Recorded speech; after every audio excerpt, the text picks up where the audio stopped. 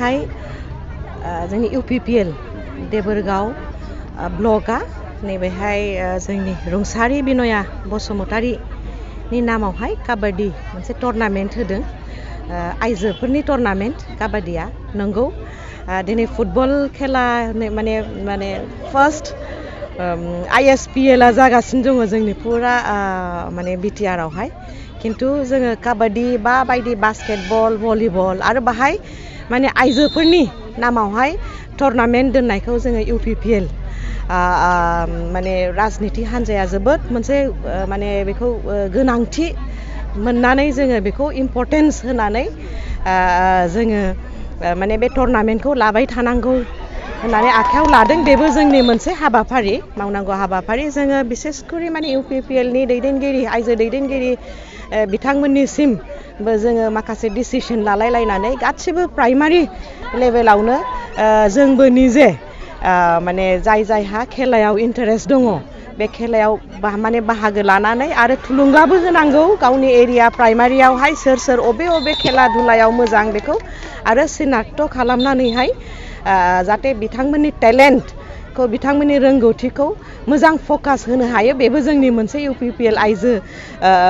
माने दैदेनगिरि बिथांमोननि मोनसे हाबाफारि आरो दिनै जोबोद बाख्नायथाव देबोरगाव ब्लकनि नैबे अर्गेनाइजिं कमिटिया नैबे रुंसारि बिनया बसुमतारीनि नैबे काबाड्डी टुर्नामेन्टखौ लानाया बिथाङा जोंनि सासे सिम्बोरगाव प्राइमारिनि गोख्रों दैदेनगिरिमोन बिथांनि नामावहायनो नैबे दिनै गिबि खेब नैबे इन्टार प्राइमारि नैबे काबाड्डी नैबे गेलेनायखौ लानाय जादों बाहाय गासिबो जोंनि देबोरगाव सिंनि जेसेबांखिनि प्राइमारि दङ बिथांमोना नैबे बादायलायनायाव बाहागो लादों आरो माने फैगौ जोंहा नैबे थार्ड ट्रायेनियेल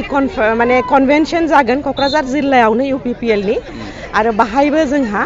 नैबे गेलेनायखौ मोनसे जिहेतु जोंनि बिराद इम्परटेन्ट मोनसे माने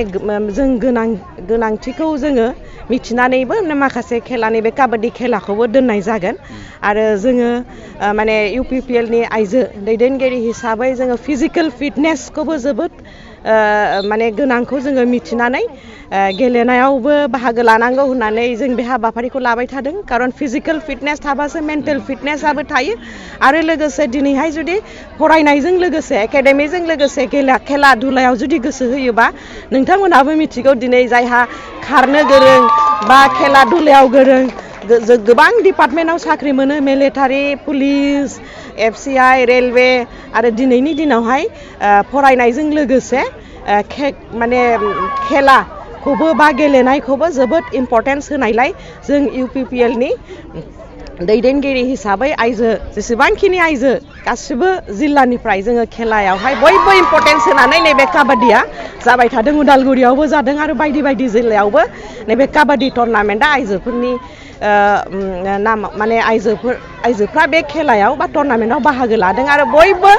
बिराद थुलुंगानाय मोननानै समाजनि जेसेबांखिनि माने जायहा फिल खालामदों बाख्नायदों आरोखि थेंक इउ बायद' बिनया बसुमतारी बिथांनि देग्लायनिफ्राय जागायजेननाय बे काबाड्डी टुर्नामेन्टआवहाय जोंनि ब्लकनिफ्राय 13था गासै 16था प्राइमारिफोर दङ बिनि गेजेराव दिनै 13था प्राइमारिया बे खेलायाव लोगो लाफैदों देरहासार हिसाबै मा फार्स्ट प्राइजखौ 15,000 लोगोसे बेजों सार्टिफिकेट आरो ट्रफि हरगोन आरो सेकेन्ड प्राइजआवहाय 10,000 फैसा हरगोन बेनिफ्राय ट्रफि आरो बेजों लोगोसे सार्टिफिकेट आरो बेस्ट प्लेयारनि थाखाय 1,000 फैसा बेनिफ्राय बेजों लोगोसे ट्रफि हरनाय जागोन माबायदि गोसोआव गोजोननाय मोनदों दिनैहाय गोबां बाहाय आइजोफोरबो सिख्लासाफोरबो गेलेनायाव बाहागो लादों दिनै बिराद मोजां गोजोननाय मोनदों मानोना जोंनि गामि एरियानि गासिबो प्राइमारिनि महिलाफ्रा बे काबाड्डी खेलायावहाय लोगो लाफैदों जोङो बिराद गोजोननाय मोनदों जे आथिखालाव फुटबलाव बिराद गोसो होयो हौवासाफ्रा खिन्थु हिन्जावफोरनि बिथिङाव काबाड्डीखौ जौगाखां खालामोबा एसे साबसिन होननानै बुंनो सानो ना बायद' औ काबाड्डी बिथिङावहायबो जोंनि हिन्जावसाफ्रा मोजां जुदि गोसो होनानै गेलेयोबा माने साबसिन होननानै जोङो सानो मानो होनोबा खेलाजोंनो दानि दिनावहाय माने गोबां सुबिदाफोरखौ मोननो हायो बिनि थाखायनो नोंसोरो इयुन समावबो बे खेलाखौ खुंफुंलांबाय थागोन ना बायद' औ खुंलांबाय थागोन देग्लायसो फार्स्ट स्टार्टिं जादों बेनिफ्राय जोङो बोसोरफ्रोमबो बे खेलाखौ खुंनो थाखाय जोङो नाजालांबाय थागोन थेंक इउ बायद'।